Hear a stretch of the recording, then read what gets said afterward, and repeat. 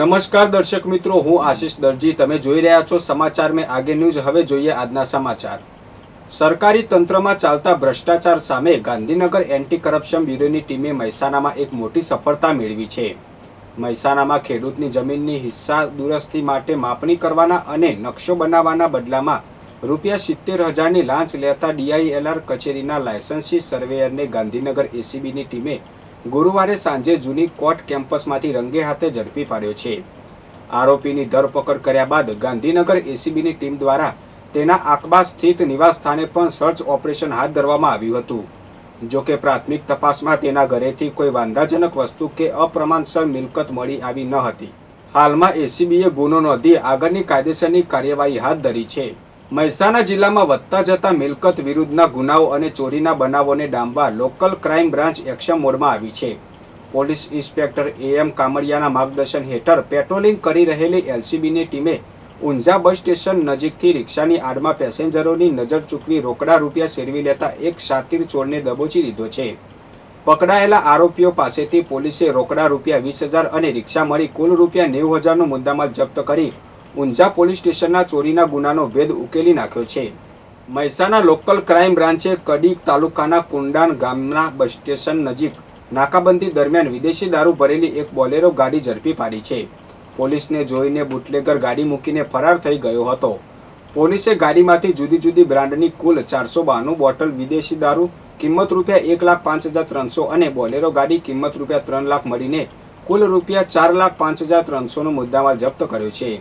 ગાડીમાંથી મળી આવેલા driving licence અને અન્ય દસ્તાવેજોના આધારે જામનગરના યુવરાજસિંહ વિક્રમસિંહ જાડેજા નામના શખ્સ સામે ગુનો નોંધી LCBએ વધુ તપાસ હાથ ધરી છે. કડીના નાની કડી રોડ ઉપર આવેલા જકાત નાકા પાસે અત્યંત ગમખ્વાર માર્ગ અકસ્માત સર્જાયો હતો. એક બેફામ ગતિએ આવી રહેલા અશોક લેલન ટ્રેલરના ચાલકે ગફલતભરી રીતે લેન બદલી આગળ જઈ રહેલા મોટરસાયકલ સવારને કચરી નાખ્યો હતો. આ ગંભીર અકસ્માતમાં ગોકુલધામ રો હાઉસમાં રહેતા 40 વર્ષીય યુવક કિરીટભાઈ જયંતિભાઈ પટેલનું માથા પરથી તોતિંગ ટાયર ફરી વળતા ઘટના સ્થળે જ કરુણ મોત નીપજ્યું છે. અકસ્માત સર્જી ભાગી રહેલા ઉત્તર પ્રદેશના ટ્રેલર ચાલકને પોલીસે ઝડપી પાડી કાયદેસરની કાર્યવાહી હાથ ધરી છે. આ ઘટનાને પગલે સમગ્ર પંથકમાં ભારે અરેરાટી વ્યાપી ગઈ છે. મહેસાણા મહાનગરપાલિકાની સ્ટેન્ડિંગ કમિટીના ચેરમેન દીપકભાઈ પટેલના અધ્યક્ષસ્થાને આગામી સોમવારે પ્રથમ બેઠક યોજવા જઈ રહી છે. આ બેઠકમાં 6.5 વર્ષ પહેલા તત્કાલીન ચીફ ઓફિસરે બરતરફ કરેલા ટાઉન પ્લાનર રાજ પટેલને હાઈકોર્ટના આદેશ અન્વયે 50% પગાર સાથે પુનઃ ફરજ પર હાજર કરવાના કમિશનરના પ્રસ્તાવને મંજૂરી અપાશે. આ ઉપરાંત ચોમાસામાં અંડરપાસમાંથી પાણીના નિકાલ અને રેઇન વોટર હાર્વેસ્ટિંગ સહિત વિવિધ 5 મહત્વના ટેન્ડરો મંજૂર કરવા અંગે પણ આ બેઠકોમાં મોટા નિર્ણય લેવામાં આવશે. બહુચરાજી તાલુકાના ડેડાના ગામની એક સગીરાને લલચાવી ફોસલાવી ભગાડી જઈ તેની પર વારંવાર દુષ્કર્મ આચરવાના ગુનામાં મુખ્ય આરોપીને મદદ કરનાર સહ આરોપીની નિયમિત જામીન અરજી મહેસાણાના એડિશનલ સેશન્સ જજ MF ખત્રીએ નામંજૂર કરી દીધી છે.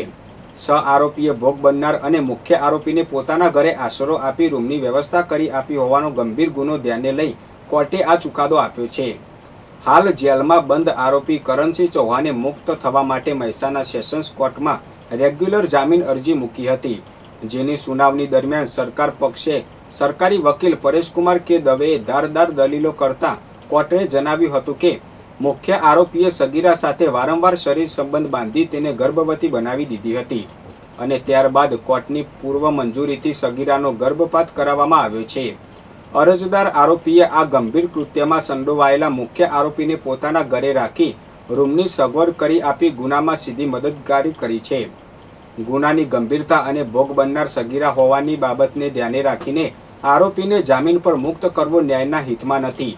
સરકારી વકીલ પરેશકુમાર કે દવેની દલીલો અને પોલીસ કેસની ડાયરીના પુરાવા ગ્રાહ્ય રાખીને એડિશનલ સેશન્સ જજ MF ખત્રીએ આરોપી કરણસિંહ ઉર્ફે મેજરસિંહ ચૌહાણની જામીન અરજી ફગાવી દીધી છે.